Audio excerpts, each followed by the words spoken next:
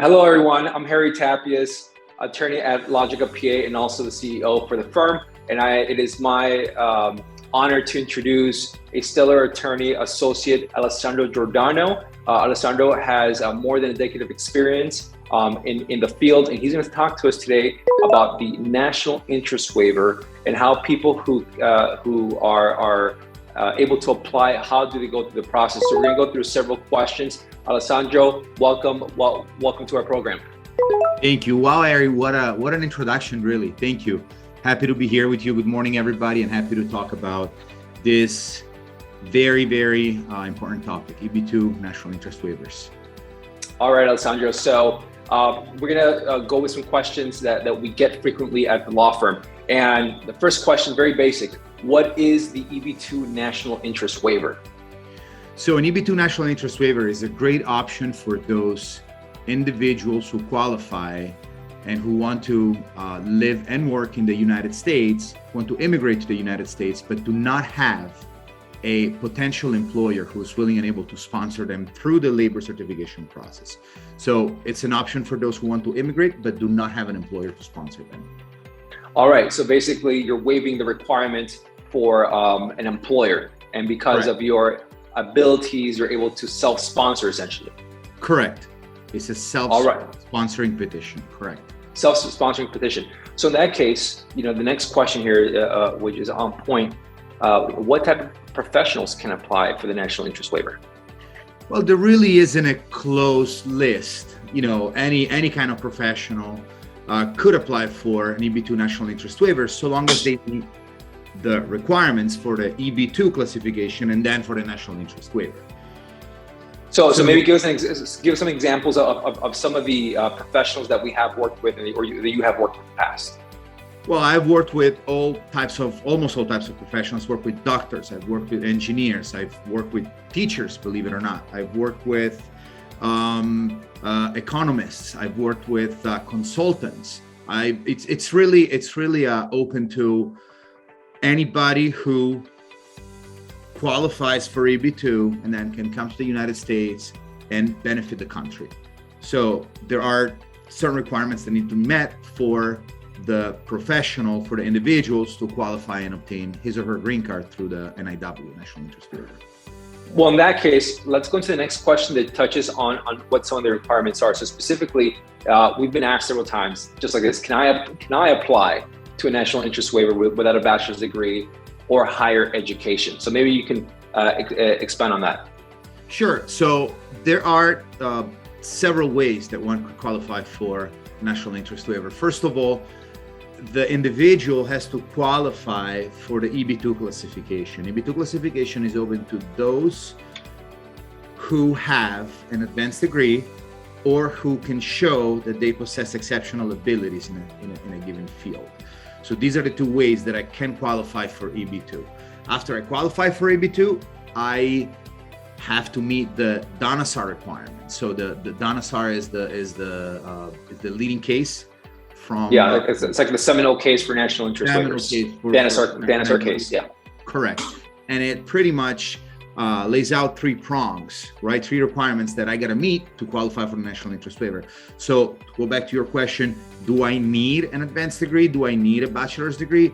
You don't need a bachelor's degree, but that's probably the easier way to qualify for EB2 classification, and hence opens the door to qualifying for National Interest Waiver. So since you talked about the DANASAR prongs, let's discuss that a little bit, just so people understand, what to focus on when they're considering whether they're eligible for National Interest Waiver.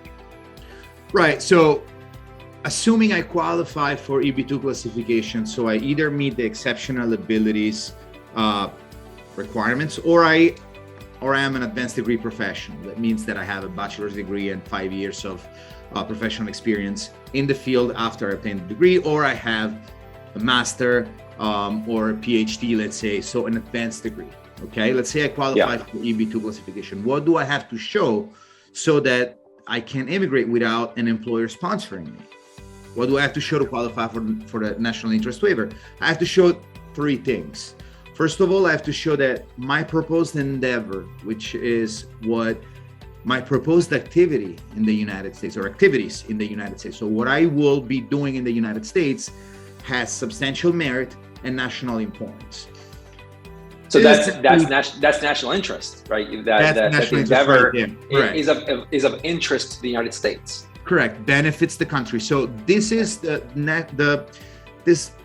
national interest requirement is substantial merit and national importance. These are really two requirements in one.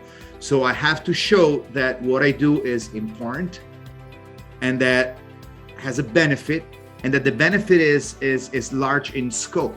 So I do not benefit, my proposed endeavor, my proposed activity does not benefit only myself, my family, my employer, my clients, my patients, my customers, but it carries a broader benefit. It benefits the community at large. It benefits certain communities. It could benefit a certain sector of the economy, certain industry. It could advance knowledge in a certain given field. So essentially, you're going beyond just filling a position in a company. Your presence has a larger impact in the region or in the nation or society as a whole. Correct. That's the national importance part. So it's meritorious, so it's good, and it's good for a large, amount of people, or for a whole sector of the economy, I would say. And at the end of this process, once an individual is able to prove that they meet the requirements for national interest waiver, what do they get? What are they getting exactly? At the end of the whole process, they get their green card. They get green card permanent residency. Permanent residence, yes. They can live and work in the United States so long as they keep their permanent residence. They don't forever. Unless they abandon it or they lose it for some reason. They because permanent residence says permanent, but is it really permanent? You could abandon it, you could lose it, but sure. If you don't, then it is permanent, and it permanent. Citizenship could lead to U.S. citizenship. Wonderful. So there's something good at the end of the whole process. Something very valuable at the end of the whole process if you want to live and work in the United States. So it's permanent residency so long as you follow the rules, and I think after 5 years of permanent residency, typically you're eligible for citizenship. So it's that's the idea. So you become part of the person who applies becomes part of the fabric of our country, essentially. Correct. Exactly. Right. Another question that we get often is, do I need to speak English to apply for the national interest waiver? No, you don't. You need to qualify for EB2 classification. You need to show that your proposed endeavor has substantial merit and national importance. Another requirement is that you need to show that you are well positioned to carry out your endeavor, to do what you say you will do in the United States. If I'm an attorney, I cannot say I'm coming to the United States to do research on vaccines because I don't have the knowledge to do it. I don't have the experience. I don't have the competence to do it. So that you are qualified, you're well positioned to do what you say you will do in the United States. And then that on balance, it would benefit the United States to waive the requirement of an employer sponsoring you. These are the requirements. English is not a legal requirement. Does it help to speak English when you come to the United States? Of course, but it's not a legal requirement. Okay. So that's great. So if you speak another language, but you have something of substantial merit and national importance, you can still apply.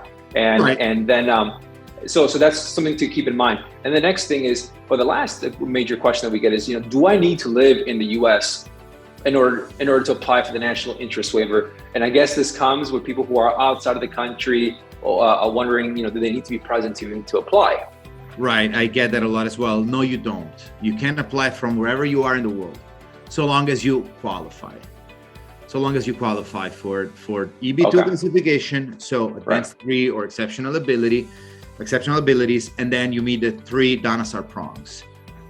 Substantial merit, national importance, you are well positioned to carry out your endeavor, and on balance, it would benefit the United States to waive the sponsorship from an employer. Right. So that's what's wonderful about the national interest waiver. You by showing that you have this background and that you can provide the United States as a whole, you're waiving the requirement for a job offer to come to you in order for you to get a green card. So essentially, it's just your mind, your talents, your abilities, and you're demonstrating to the U.S. government that right. Your project, the endeavors that you've done in the past. A summary of all this, you're saying to the government, I deserve a permanent residency because I'm going to do something great for the country. Correct. And waiving the requirement of an employment sponsoring, it's really a great thing. This is the biggest hurdle that a foreign national who has really little or meaningful ties to the United States encounters.